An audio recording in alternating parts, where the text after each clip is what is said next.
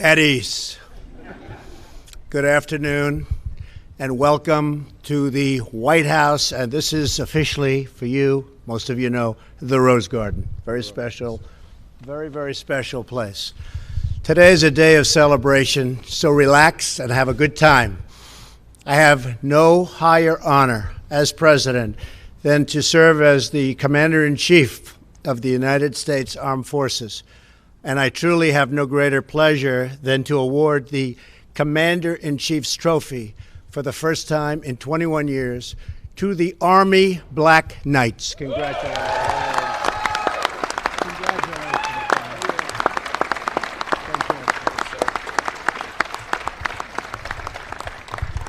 A special thanks to West Point Superintendent, Lieutenant General Bob Cashin. Where's Bob? Where's Bob? How do you like it, Bob? Bob Cashin, you remember our meeting. Yes, sir. Right? I do. That was a good meeting, right? It was. It was great. But I'm glad you did what you did. Yes, sir. And you have done a fantastic job. Thank you, Bob. You made the right choice. Made the right choice with you. General, you're a great leader and a legendary institution that has been a source of pride and strength for our country for more than 2 centuries. I'd like to welcome 2 West Point grads serving in my administration who are here today to celebrate the Black Knights' history and really that historic victory. Secretary of the Army, Mark Esper. Where's Mark? Mark, how are you, Mark? Doing a great job. And a man that's gotten more publicity than me lately, our new Secretary of State, first in his class at West Point. Is that a true story? It is. Huh? Come on, tell me, is that true? He was first in his class, and he is who he is today because I was his TAC officer as well. That's right, sir. Mike Pompeo, and he's been busy. General, he's been very busy. He's been a busy guy. How's everything going? Good? I think better than people even understand, right? Good. Good job, Mike. A warm welcome to Deputy Secretary of Defense Patrick Shanahan. Patrick, thank you very much. Thank you, Patrick. As well as the Army Chief of Staff, a very special guy, General Mark Milley. Thank you. Thank you, General. Finally, and most importantly, welcome to Coach Jeff Monken. See, they say most important. Today is a very important day. He's a great coach, and the 2017 Commander-in-Chief Trophy winning team, the Army Black Knights. That really is something very special. Coach, thank you very much. What a job.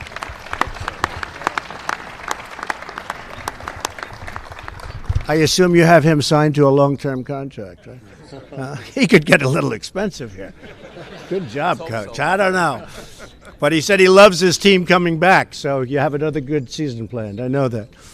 As the team had an amazing season, capping it off with a come-from-behind victory at the Armed Forces Bowl, a game I watched, and that was a very exciting game. That was old-fashioned football. Everybody had counted you out, but you refused to give up. You scored 21 points in the fourth quarter alone. Your victory gave Army its second 10-win season in the entire history of Army football. That's something. Winning a bowl game is truly impressive. And you really shutting out Air Force, and Air Force is a great football power and a great football school. 21-0, but we all know that your most important win was at the celebrated Army-Navy game. There is no game like that, I think, Coach, right? Well, it's something special. On that snowy day, you fought hard. You came from behind and beat Navy for the second season in a row. The first time that it's happened in over 2 decades. That's what you call a job well done. Amazing. Really amazing. In that most crucial game of the year, you made the entire U.S. Army proud, and you made the country proud. Early in the third quarter, Navy was up 10-7 when their quarterback started racing down the field. One of your team captains, John Voight, no relation to John Voight, He wouldn't be too good a football player, but he's good at other things, right? John Voight. Where's John? Come on over here, John. Big guy.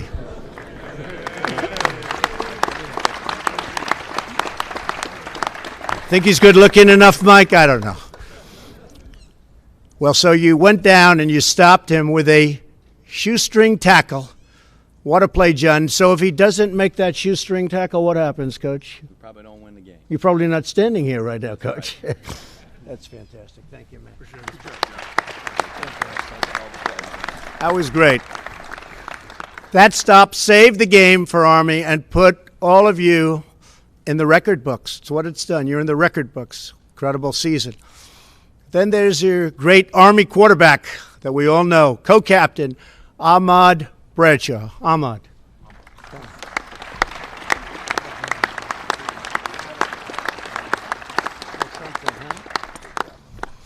Oh, I could just see the NFL. I don't know, Ahmad. I think you'd rather be doing what you're doing, and you're doing an unbelievable job. What a great game you had. You became Army's all-time single-season rushing leader with 1,746 yards. That's a lot of yards. That's all-time. You didn't just break the Army record, Ahmad. You broke the rushing record for every single service academy ever. So that is a tremendous achievement. Thank you. And I understand that one of the toughest moments of the year came with only 2 games left in the season. I hate to bring this up, but we have to, Coach. When the University of North Texas scored a winning field goal in the last seconds of the game, the final score was a heartbreaking 52-49. Back in the locker room, Coach Monken looked every player, every single one of them, in the eye. And with great inspiration, he asked, do you want to win with me? Do you want to win with me? Right, Coach? I guess they said yes, right?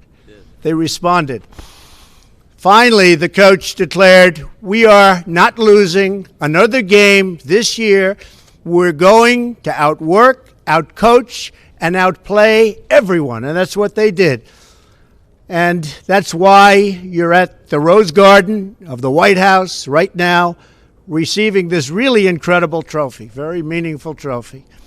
Each of you is part of a great tradition of Army football, excellence that goes back many generations, and it's true excellence.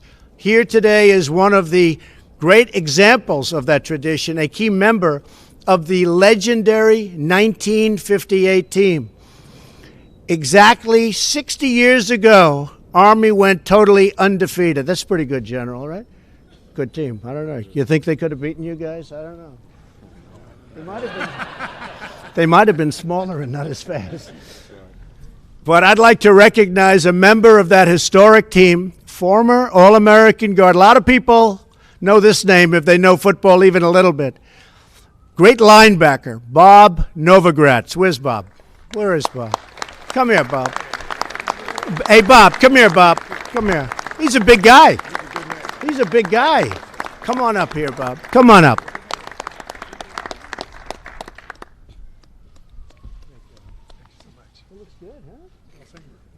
Still looks good. They keep him good at West Point, right, Mike?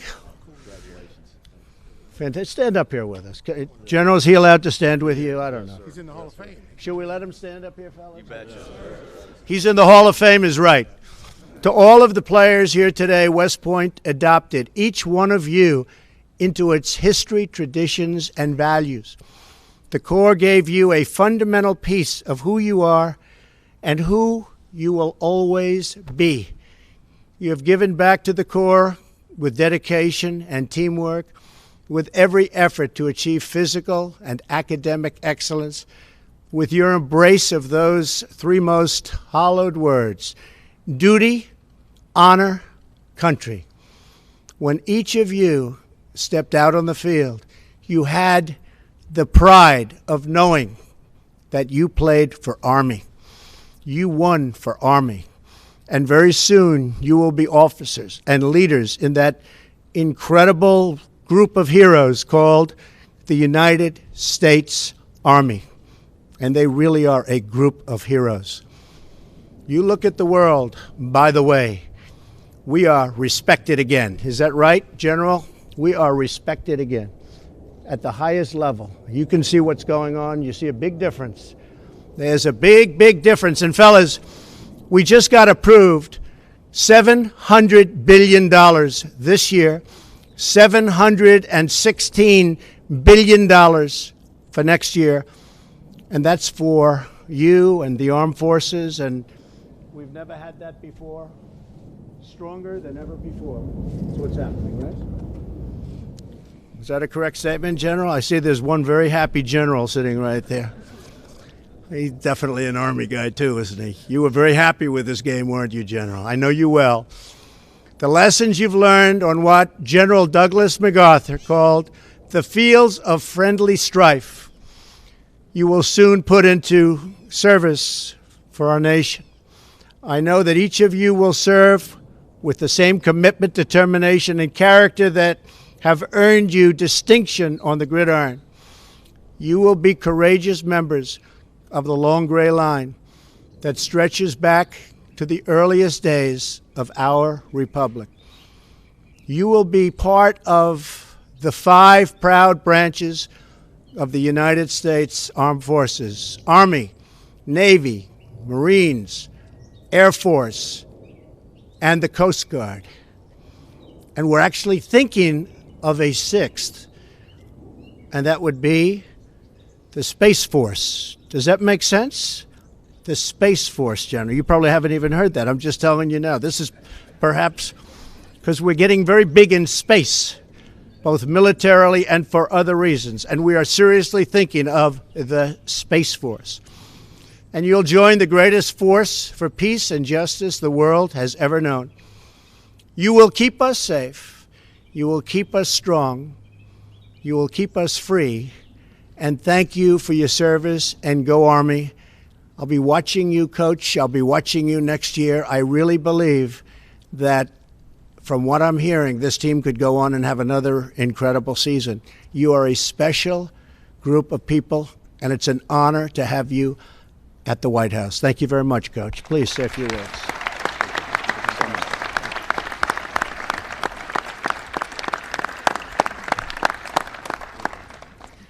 Thank you, Mr. President, and all of our distinguished guests. On behalf of the United States Corps of Cadets, United States Military Academy, the long gray line of West Point graduates, and the nearly 1 million men and women who proudly serve our country as members of the U.S. Army, Army Reserves, and Army National Guard, the Army Football Brotherhood is honored to accept what we consider the most coveted award in all of college football, the Commander-in-Chief's Trophy.